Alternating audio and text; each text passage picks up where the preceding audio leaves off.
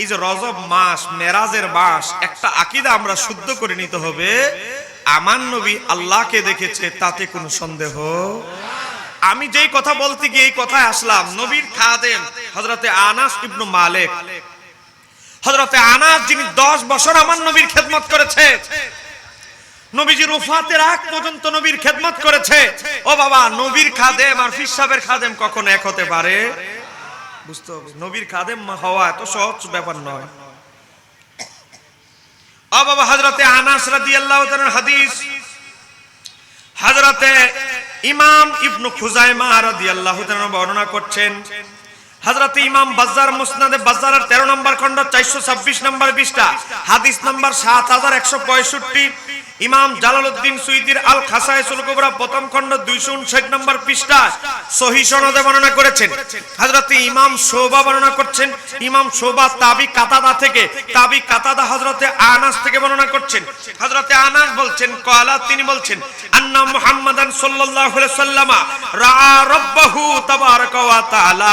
হযরতে আনাস বলে, নিশ্চয়ই আমার নবী মুহাম্মদুর রাসূলুল্লাহ সাল্লাল্লাহু আলাইহি ওয়াসাল্লাম তার রবকে 2 নয়নের চোখ দ্বারা দেখেছে। ওরে বাবা, 10 বছরের খাদেম হযরতে আনাস বুঝতো না কোনটা সঠিক আকীদা। আর আজকে আহলে হাদিস কিছু বাতিল পন্থীরা বলে, আরে নবীর মেরাজ তো স্বপ্নে হইছে, তিনি আল্লাহকে দেখা তো সম্ভব না। স্বপ্নে দেখছে, চর্ম চোখে আল্লাহকে দেখে নাই। ও বাবা, মুজাদ্দিদ আল-ফিসানি মাকতুবাত শরীফের মধ্যে দীর্ঘ বিস্তারিত আলোচনা করেছেন। আলা হযরত সাইয়্যিদি আলা হযরত তার ফতোয়া রিজবির 29 নম্বর খণ্ডে গোটা একটা কিতাবে লিখে দিয়েছেন, আমার নবী আরশে আজিম পাড়ি দিয়ে লামাকানে গিয়ে আল্লাহর দিদার লাভ করেছেন। এজন্য ওই বইটা আমি বাংলা আমরা প্রকাশনা থেকে অনুবাদ করেছি, পাবেন সাকলাইন প্রকাশন থেকে নিতে পারবেন।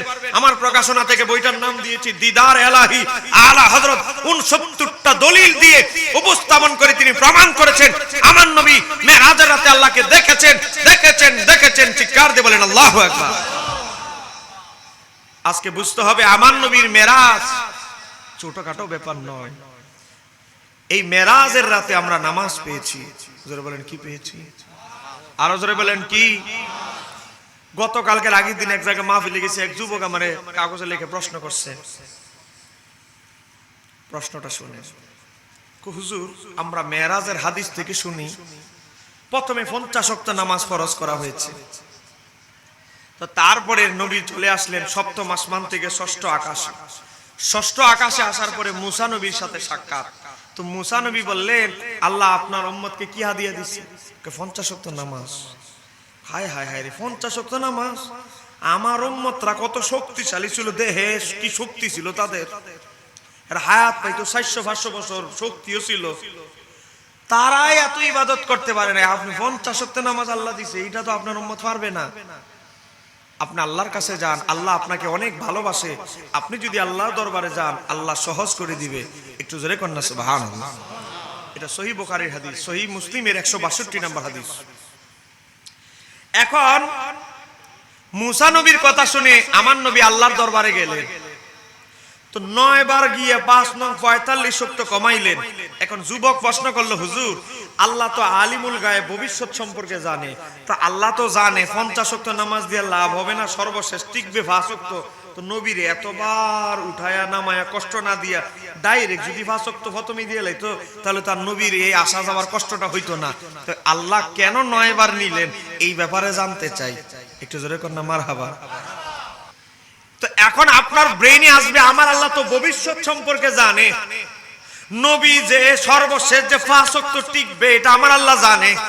তো জানার পরে 9 বার 5 নং 45 9 বার নবীকে যে আপ ডাউন করতে হইল, তো এই যে কেন করতে হলো, এটারও হিকমত আছে না নাই?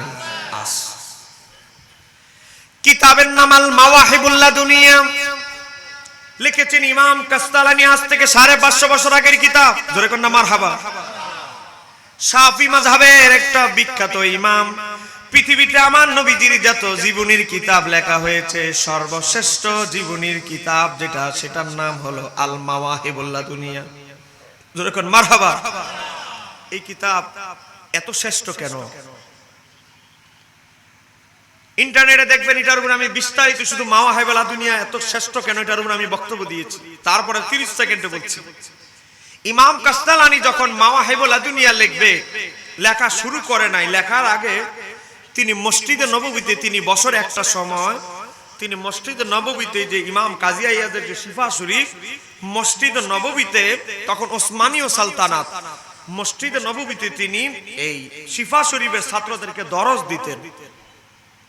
দরস দিতে দিতে ছাত্ররা যখন চলে গেল, দরসের ক্লাস যখন শেষ হলো, ও বাবা ওই সময় মসজিদে নববীতে নবীর মসজিদে দরস দেওয়া, শিক্ষকতা করা, এটা ছোটখাটো ব্যাপার নয়। সব আলেমরা এই যোগ্যতা লাভ করতো না, সব আলেমরা এই চান্স পাইতো না, খুব কম সংখ্যক আলেমদেরকে সুযোগ দেওয়া হতো। আমি আজ থেকে 550 বছর আগের কথা বলছি, এখন আর হিসাব করলে হবে না।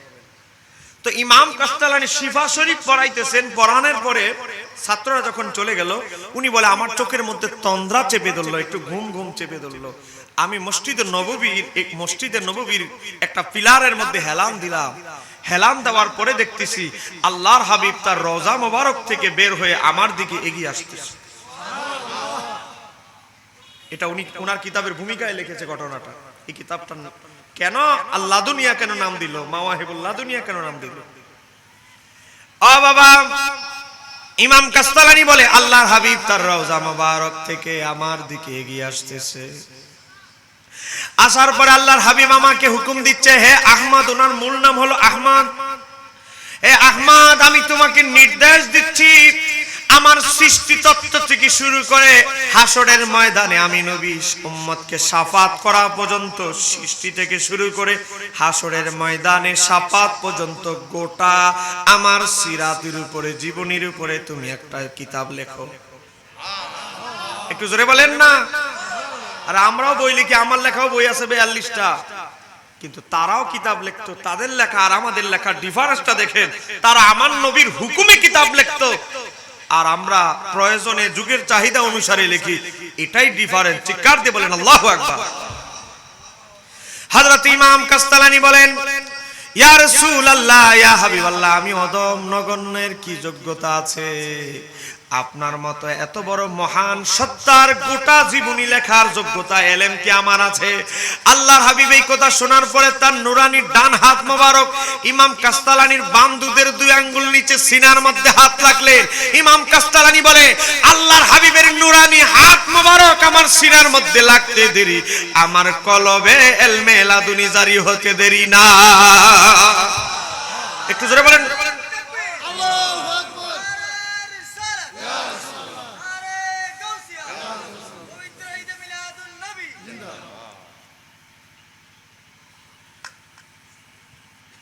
ও বাবা, গভীর মনোযোগ। এজন্য ইমাম কাসতালানি এই কিতাবের নাম দিয়েছে আল মাওয়াহিবুল লাদুনিয়া, ইলমে লাদুনি প্রাপ্ত জ্ঞান দ্বারা লিখিত কিতাব। জোরে কোন মারহাবা। সেই কিতাবের মধ্যে বিষয়টা খোলাসা করেছেন।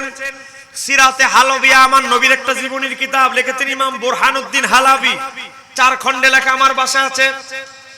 ও বাবা, সিরাতে হালাবিয়ার মধ্যে এসেছে আমার আল্লাহ তার হাবিবকে মেরাজের রাতে প্রথমে যখন একবার দিদার পাইলেন, একবার দিদার পরে পাওয়ার পরে আমার আল্লাহর ইরাদা হলো তার হাবিবকে আরো কয়েকবার বারবার দেখার জন্য সুযোগ হয়। এজন্য আমার আল্লাহ 50 ওয়াক্ত নামাজ প্রথমই দিলেন। আমার আল্লাহর জ্ঞানে এটা আছে, আমার হাবিব কমানোর জন্য আবার আমার কাছে আসবে, যতবার আসবে ততবার আমি আমার হাবিবকে দেখে আমার আত্মার তৃষ্টি মিটাবো। ও বাবা, আমার আল্লাহর ইরাদা হলো আমার হাবিব যতবার আসবে, আমার যে ইরাদা আমার হাবিবকে আমি বারবার দেখব। ও বাবা, আপনি যদি কাউকে ভালোবাসেন, ও ভালোবাসার মানুষকে উকি দিয়ে হোক, যেভাবে হোক, যেভাবেই হোক, কৌশল হোক, হিকমত হোক, বারবার দেখার চেষ্টা করবেন। ও বাবা, আমার আল্লাহ চায় তার হাবিবকে একবার দেখেই আমার আল্লাহর তৃষ্ণা মিটে নাই। এজন্য আমার আল্লাহ চায় তার হাবিব বারবার যে কোনো একটা উসিলায় বারবার আল্লাহর হাবিব তার হাবিব আল্লাহর দরবারে যাক। জোরে কোন মারহাবা। এজন্য আমার আল্লাহ তার হাবিবকে 9 বার নিয়েছেন, 9 বার নিয়েছেন। 9 বার যখন যাওয়ার পরে 45 ওয়াক্ত নামাজ বাদ হলো, টিকলো 5 ওয়াক্ত। যখন কয় ওয়াক্ত?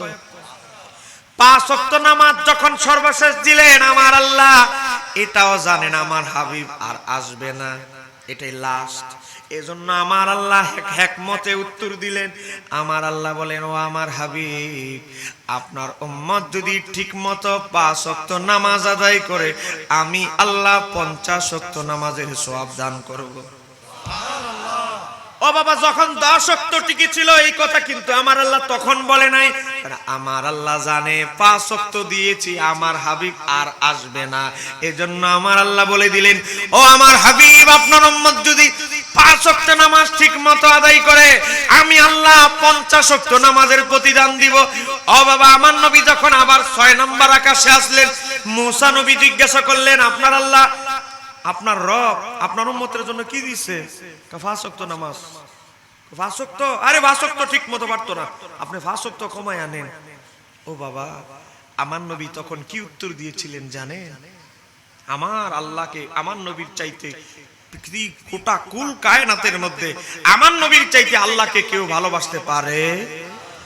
আমার আল্লাহর হাবিব, আমার আপনার নবী হায়াতুন নবী তখন মুসা নবীর সাথে উত্তর দিয়েছিলেন, ও আল্লাহর নবী মুসা শোনো, ও নবী মুসা শোনো, আমি নবী বড় লজ্জাশীল মানুষ, আমি নবী বারবার আল্লাহর দরবারে যাই, আমার এটা লজ্জা লাগে, 9 বার অলরেডি গেছি, আমার লজ্জা বোধ হয়, আমি আর যেতে পারবো না। জোরে কন্যা সুবহানাল্লাহ। মেরাজের মাধ্যমে আমার আল্লাহ তার হাবিবকে দিয়েছেন কি? 5 ওয়াক্ত। জোরে বলেন 5 ওয়াক্ত।